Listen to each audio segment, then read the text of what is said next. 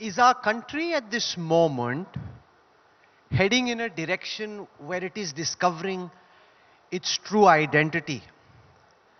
An identity which had been subsumed under colonial rule and an artificial identity sought to be enforced over it?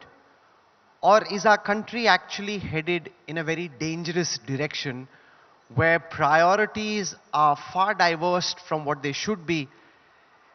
Is this good?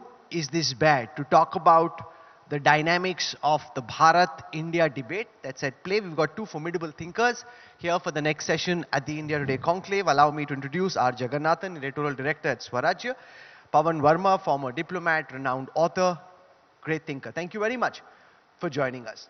I want to start by getting Pawan Verma to explain what is it that concerns you the most. One, the idea that the India under Nehru was an India which was very different from the true self of our nation, a far more cosmopolitan Western construct of what our country should be in the eyes of some. And the Prime Minister and the supporters of the BJP and the RSS would argue that Prime Minister Modi is helping our country discover its culture, its history, which is what everyone sitting here watching on TV should know rather than be running away from. That Nehru was running away from the real Bharat. Modi is helping people embrace the real Bharat. Let me say, Rahul, that unlike the current attempt by some to denigrate Nehru, I believe that India or Bharat was extremely fortunate to have a man like him for 17 years at the helm of our country just after we became independent. Because he did have failings, but he being a Democrat, he being inclusive, and he believing in parliamentary democracy ensured that India was one of the few countries who came out of colonization and remained a democracy. Having said that, I think there is some merit in the fact that Pandit Nehru saw the future of India largely as a breakaway from what he considered to be a sterile past. By that I mean, as he writes in his own words, we have to get rid of the deadwood of the past, which he largely conflated with superstition, prejudice, and ritual. But as I have written in several of my books, including The Great Hindu Civilization, there was a great deal to be rediscovered of that civilization. And that process, as often happens in colonized countries, did not happen to the sufficient degree and are not even part of our educational curriculum. So, while his notion of an inclusive and democratic India was important, he saw the future largely in the paradigm of Western modernity and the exclusion of our remarkable civilizational past. That is true. The danger is, and I will elaborate on this future, that in recovering or reclaiming that past, we have to be aware of pitfalls while being open to making that discovery. So before Jaggi responds, lay out what you see as the pitfalls and the dangers which you think the government of the day needs to be wary of as it seeks to reclaim the past. See, Rahul, let's be clear about one thing. India was one of the most ancient civilization with a self-consciousness of it being a civilization. It's a young nation. And while that unity is the bedrock of who we are today, that unity survives on the survival of diversity. If you convert this civilizational unity through political means into a monolithic conformity imposed to strengthen an artificial unity, you are going to create problems in preserving that unity. And therefore I believe that the one danger is when you say only one language, when you say only one name for a country, when our multifaceted history or inheritance shows that both names are acceptable by now and have so been validated in the constitution. So when you try to impose that monolith, when you say that our interpretation of Hinduism is the only right one and anyone else's is not Hinduism, when you say that this is a country only of people of one faith, but is not a country which has survived over the millennia by being happily multi-plural, multicultural, multilingual, plural, and yet preserving its unity. Those are the dangers. So let Jaggi now respond to this, that there is no one uniform idea of India. There is no one Hindutva to which every person sitting here watching on television or social media must subscribe to. The fear in the path that we are going down is that one man, one idea, one language, one notion, one Hindutva, this is not what India is. And therefore, Nehru, for all his faults and failings, still provided a more multicultural, multi-plural idea, and it is an idea worth preserving and not just going down this road without having the kind of debate where we are imagining we are heading into Amritkal, we could end up in a very dark space instead. No, one thing you tend to give Nehru the wrong credit for the wrong reason. He was an Indian who was looking at India from the outside in. We are now trying to look at India from the inside out. We are trying to discover who we are as a people, reconnecting with the past, reconnecting who we are as a people. That is very central. So Nehru wrote, for example, The Discovery of India. Why did an Indian need to discover India? I don't know. Under the current last 20-25 years from Vajpayee and down to Modi, what we are trying to see is the rediscovery of Bharat. And what I mean by that is that we are now trying to come to terms with who we are, what is our heritage, and we need to look outside from the point of view of who we are, that we stay rooted and look out. We are doing what is called a Purva Paksha. We are looking at the world with different eyes, through our eyes, instead of the Westerners' eyes to look in it. This is where the India versus Bharat controversy is very important, but it highlights two ways of looking at you. At the outset, I must say, I think this nation benefits by having both the name India and Bharat, for the simple reason that we should use whichever is opportunistically useful for us. When the outside world sees us as India, we should use it for them because we have to conquer the world in terms of trade, whatever it is. But internally, for our own sense of who we are, the idea of Bharat is far more important. So I think it's very important. If you look at our political parties, a subliminal difference exists between parties that look for inspiration outside and the parties that have largely looked for inspiration inside. Just look at it. You have an Indian National Congress. All the parties that have looked outside for inspiration have India in the name. Indian National Congress is one of them, started by a British ornithologist. Then you have the various, what I call the communist parties. Their inspiration is Marxism, which came from outside. You have CPI, Communist Party of India, CPI-ML, CPLO. Then you looked at even, say, some of the communal parties like IUML. You have India in them. Their inspiration is the Ummah and other things, right?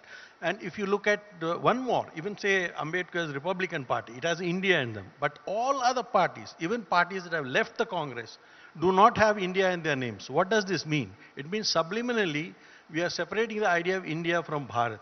The parties that left the Congress do not have India in the name. Trinamool Congress, Nationalist Congress Party, or Telugu Desam, all of them. But all the others actually have RLD, RJD, none of them have India in their names. Okay? So what I'm trying to say is, parties that have looked outside in, or wanted to look more outside than in, have India in their names. Parties that have looked in and now want to look inside out are actually the ones with Bharat. So Bharat is what is our natural rhythm, our sense of self. There is a rediscovery of Bharat that's happening. It is a transitional phase. I think worries about Hindutva and whether it will become a malignant force is a different issue. That we can come to separate. But this is about rediscovering our cultural sense of who we are. But and without knowing who you are, you will never be able to progress in the world, let me tell you. Is this not correct? That those who are sitting here and are above a certain age grew up at a time when, Western values or culture were more sought after. The Indians who are growing up now, these young adults, are actively seeking out their culture, their history, much more than in the past, and that's a good thing. I think it's a good thing But I am inherently against, while I rarely disagree with Jagannathan ji, I am basically against the drawing of black and white polarities. Now, to assume that India stands for what is in some respects external to India and Bharat is originally the name of India ignores history. Where did India come from? It came from the word Sindhu, which stands for the Indus. Sindhu is the word that occurs in our Vedas. And the many variants of Sindhu became for the Greeks India, for the Chinese it became Shinto, for the Persians it became Hindu, and so on and so forth. And gradually the name that is derived, which is India, is actually not an external imposition. There are countries where it was imposed. Let me give you 2 or 3 quick examples. You have Sri Lanka, which replaced a British name, Ceylon, in 1972. You had Burma, which was a British colonizing name, replaced by Myanmar. You had Rhodesia, again a colonial name, which was replaced by But Namibia. India is the way the Greeks, so the Persians referred to our country. So therefore, it is the exonym, the name given by outsiders to India. The endonym, the name given by us to ourselves, is Bharat. Very true. Bharat also has an ancient lineage. But the word India is not only how the world saw us, but how we also identified ourselves as the culture and people who existed as a civilization south of the Sindhu river, the Indus. So, what I'm trying to But say... the name was an external and there was- imposition. no, The no. history says the name was an external imposition. No, it's not an imposition. Okay, external construct. And over a period of time, India became synonymous with Bharat. That is why Article 1 of the Constitution, and by the way, the Constituent Assembly, which is created a remarkable document called this Constitution, which is a role model for enlightened compromises, without taking hardline and brittle stance on any particular issue where there could be reconciliation. This is a very important point. Enlightened compromises in the manner in which this country and government are being run right now. This enlightened compromises is completely out of the dictionary. And you spoke of brittle, hard choices, foisting your opinion down.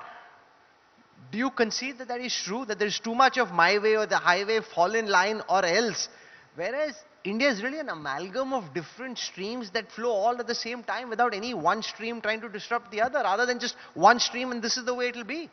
No, I think it's a transitional phase. When you're trying to shift the needle a bit away from an elitist, self-hating, self-loathing civilization to something that accepts a large part of the good parts of your heritage, even while admitting there is a problem, there will be some shift because you're making a shift from the way of thinking from the left liberal consensus that India was never a real entity, it was created by the British. This is the narrative we've been told, and our elites accepted it throughout the last 60 years. Now, when you want to make a shift, you have to first make a very emphatic shift, and then you come to a moderate position. That is what I think is happening. You are caught history at the time point when Once it is you've made an changing. extreme emphatic shift, is there space then for moderation later? Like pendulums, it always moves to one extreme before it moves back to the center. You see- I want to make one more point. The problem here is when we talk about India and Bharat, I don't think there's any conflict. We're both talking about the same thing, right? But a name given from outside, like I'm sure 99% of the people here have names given by somebody else. So there's no problem in accepting that. The issue is we are confusing a name given and a cultural identity. Those are not the same thing. India is not Bharat for the same reason that Bharat is a our self-created sense of identity, whereas India is a geographical construct. No, I want to build on the idea of a pendulum, that from the left, the pendulum is shifting to the extreme right. Ultimately, the pendulum settles in the center. That's Jaggi's point of view. The fear, though, could be as it shifts from the left, it stays on the right, doesn't necessarily moderate and come to the center. You see, first of all, I don't think that there is a need for such a dramatic swing of the pendulum. We are a nation in evolution. There are correctives. I think we need to reclaim much more of our culture and have the knowledge about it. When I wrote the book Adi Shankaracharya, Hinduism's greatest thinker, many of my friends, well educated, did not know when he was born what his contribution was. We have read Shakespeare, but we have never read Kalidas. I mean, we don't know who Thiruvalluvar is. So, I mean, there are random examples, but there's so much of this. It was a great an ancient civilization which was marked by refinement, continuity, antiquity, assimilation, and it has survived over millennia, and we need to know more about it. Having said that, when you say that only one label is the choice to reclaim that civilization, let me give you a controversial example. Let's take Sanatan Dharma. I emphatically condemn the language used by Udayanidhi Stalin and others of his party to denigrate it. At the same time, now this is Hinduism. This is the greatness of Hinduism, it's conquering eclecticism.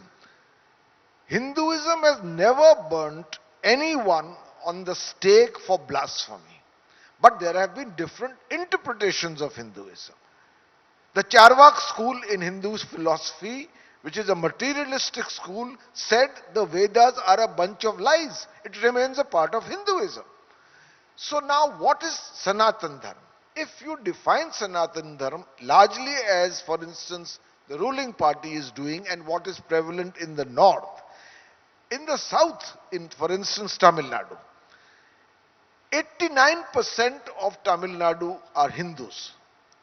Of them, 70% are backward caste and 20% are Dalits. So from 1925, Periyar, who's the founder of politics in Tamil Nadu, his entire narrative is based on reform within Hinduism. Incidentally, the greatest voice for reform within Hinduism and attacks against aspects of Sanatan Dharma was Veer Savarkar, whom the BJP deify. He called them the seven fetters. Now what is the Tamil version of Hinduism is that it is a great religion, 89%, Tamil Nadu is the repository of Hinduism in many ways. Adi Shankaracharya came from the south, Ramanujan came from the south. The point is that for them, what is Sanatan is not the fossilization of Hinduism, but for social reform within Hinduism. But if you tell them that if you speak in anything against our definition of Sanatan, where everything within it is eternal, you are not a Hindu, then you create a problem which is going to be become worse, dividing the north and the south among Let Hindus. Jaggi respond to this. The fact that Hinduism itself has so many manifestations, and the idea that you pick one Hindutva leaning version and then try and foist it on everyone, then creates a pushback, because other Hindus who are genuinely Hindus and fully Hindus don't say that this is our Hinduism. They don't associate with it in the same way. Yeah, I think you have to separate between the reaction in the north, which was devastated by two types of colonialisms, especially iconoclastic colonization for a bit from 800 AD to now, and till the era, and the south was colonized by the British. So there is a difference between the reaction to Hindu issues in the north, because the entire temples were razed and their reaction is much more stronger because of that. In the south, which is actually, I think, the repository of the older Hinduism, the reaction has been quite different. And the problem, I think I completely disagree with him on Savarkar and Periyar. Savarkar was truly wanting to reform Hinduism. Periyar actually had only anti-Hinduism as his card. He wanted to destroy not just Brahminism, he wanted to destroy the whole of Hinduism. Even today he says, they are racists basically. They basically bought into this Aryan Dravidian thing, and they are pushing this racist theory of Dravidianism, which has no basis in reality. There is no archaeological evidence that Aryans invaded. Definitely tribes came in and went and all those intermarried. But there was no invasion, there was no migration, and maybe possible. But they have now created a binary of a racist division in this country, which is genetically proved to be wrong. Now, if you want to support this racism and say this is a form of reform, I disagree. Periyar is not nowhere in the same kind of reformist mold as a Savarkar. Let me say what Mr. Jagannathan just said is precisely the danger that I am pointing to. Now, an entire movement of one of the largest states in India, where 89% of the people are Hindus, is now being interpreted as a kind of racist movement against somebody else's definition of Hinduism. We are coming to a situation where we are compartmentalizing things as per one monolith. And that is a big danger. I mean, today, for instance, I'll tell you, I am a very proud Hindu. But I am the first to admit the need for reform within Hinduism. Recently, in a Rajasthan village, a Dalit had the temerity to go for his bridal procession sitting on a horse. He was beaten almost to death by the upper caste. Don't you read the newspapers? So, if there is need for reform, if untouchability, which was sanctioned or sought to be sanctioned by religion, was abolished, is it a good thing or a bad thing? Now take gender disparity. There are lines in Manusmriti. Manusmriti is not an entirely, it has its contradictions, but there is a line in Manusmriti which says that women have no status of their own. I'm interpreting it for you. In their childhood, they are an accessory of their father. When they are older, they are an accessory of their husband. And if they become a widow, they are an accessory of their son. And we have a great deal of female subordination. That is one of the things Veer Savarkar wrote about. Beti Bandi, Vyavasai Bandi, Roti Bandi. Now, this is something that we need to change. And if you say any attempt to change our definition of how we see Hinduism is tantamount to being anti-Hindu. Just like saying anything in criticism of the government is tantamount to being anti-national. And you should belong to Pakistan. This kind of approach is wrong and is contrary even to the principles of the BJP. I was very close with Atal Bihari Vajpayee, and I translated his poems into English on his request. There was still, although he was a committed RSS man, there was still a certain broadness of vision, of accommodation, of understanding that India's unity, which the BJP fights for culturally, is basically also dependent on respect for its diversity. There's lesser respect for diversity, much less scope for accommodation, which is also why in a modern political context, the AIDMK has now snapped ties with the BJP. That if what you are saying, and if you view this as being casteist, and an entire movement is being dismissed and decried, then we don't want to be associated with this BJP. No, I think leave aside the Tamil Nadu politics, Dane, the fact remains. But the Tamil Nadu politics is a reaction to the kind of comments that you made, that they say we don't want to have anything to do with this. No. The ADMK is different from this. The Dravidian movement has basically been anti-Hindu, whether you like it or not. That's the reality. What he says is about, if you actually look at you look at Dalit issues, you will find the maximum number of atrocities against Dalit in Tamil Nadu, which is supposedly a repository of reformism, which is not the case anywhere else. Okay, the reform movements have happened in all parts, in all states, in Narayana Guru or whoever it is, Phule and others here and all that. But the fact is, you see the maximum atrocities in Tamil Nadu. Why? And why do you see, why does a state that does not believe in this want to run 45,000 temples? I mean, they have just appropriated it, they have milked it, they are busy making corrupt practices out of it.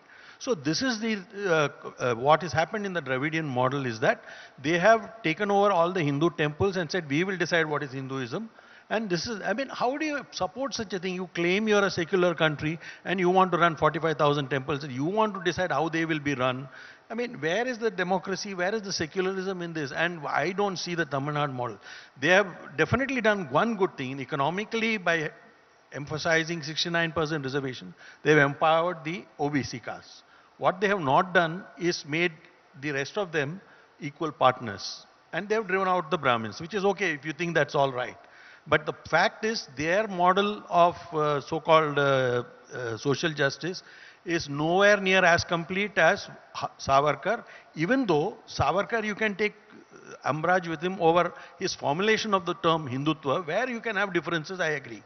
But as far as Hindu reform is concerned, he was far better than anybody else. I mean, he was more closer to Ambedkar in that and more compared to that, you know. Ambedkar has praised Savarkar in many ways for trying to encourage interdining and intermarriage, all those things. That has not been said about anybody else. You look at what Periyar has been saying about Hinduism and you will be aghast. I mean, you just take his quotations, you will worry about it. That's not the way to bring social justice. Let me be clear. Just to respond, I think in many ways what Mr. Jagannathan is saying repeatedly proves my point. Here we are sitting in Mumbai for an India Today conclave, deriding a culture, civilization, tradition, and its language which claim to be as ancient as any other in this diverse land, as being critical of their approach to Hinduism, which is a right. Hinduism allows for it.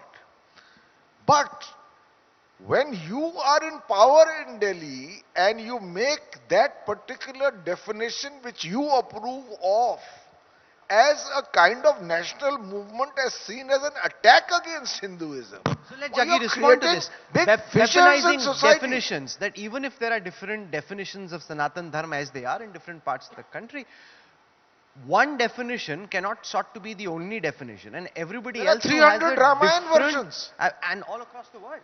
And anybody with a different notion then gets brandished as being an anti-national, go to Pakistan. No, I completely disagree with this. I don't agree with trying to reduce everything to a single monoculture in India. But do you accept that that's an effort that's on? No, it may be on in some parts, it's true, because the North had a different history from the South. That is different. So that is there. I think it is a short-term phenomenon sooner, and I'm not speaking on behalf of any government in power in Delhi or any government. What makes you think it's a short-term phenomenon? I think there is a phase. I mean, it's like, say, you take feminism. At some point, they may want to do extreme things in order to assert themselves. But after that, they come back to realizing that, okay, we are trying to defend common interests. Now, the key thing about It could also be the new normal. Not really. It goes up to a certain thing and then it turns back. India has, don't forget, we were the guys in 1992, we saw what happened in Ayodhya, right? But we come back to somewhere in the middle right now. So I don't think, and after that we elected Vajpayee, we know what Bal Thackeray stood for and we know what Aditya Thackeray today stands for. It's quite different, right? Bal Thackeray was not your so-called consensus building politician. Huh? Right, he had his own street power and he exercised it. So today is not the same thing. So my point is, society tends to swing to an extreme in order to emphasize a point, then comes back to the middle. And the last thing I'd like to say is, see, we are a dharmic nation. What do we mean by that? It means an acceptance of plurality. The minute plurality dies, we die.